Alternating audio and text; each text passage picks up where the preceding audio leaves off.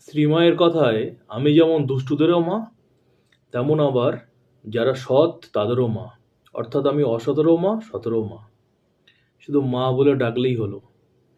ছেলে যদি দুষ্টুমি করে, বদমাশি করে, কাদা মাখে, কালি মাখে, মা কি কখনো তাকে ফেলে দিতে পারে? তাই মায়ের দুটো ছেলে হলে একটা ছেলে খুব ভালো, মা তাকে খুব ভালোবাসলো। আর যে দুষ্টু, বদমাশ, কালি মেখেছে, অন্যায় করেছে, অসৎকর্ম করেছে, মা কি তাকে তার থেকে মুখ ফিরিয়ে থাকতে পারে? তাই মা কি সুন্দর কথা বলছেন। মায়ের স্নেহ বাড়ি বর্ষিত হচ্ছে এই কথার মধ্যে, যে আমার ছেলে যদি ধুলো কাদা মাখে, আমাকেই তো কোলে তুলে নিতে হবে। শুধু মা বলে ডাকলেই হলো।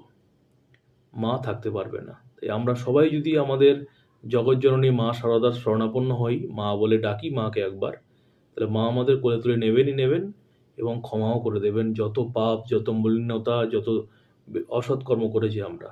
তাই মা বলে ডাকতে হবে।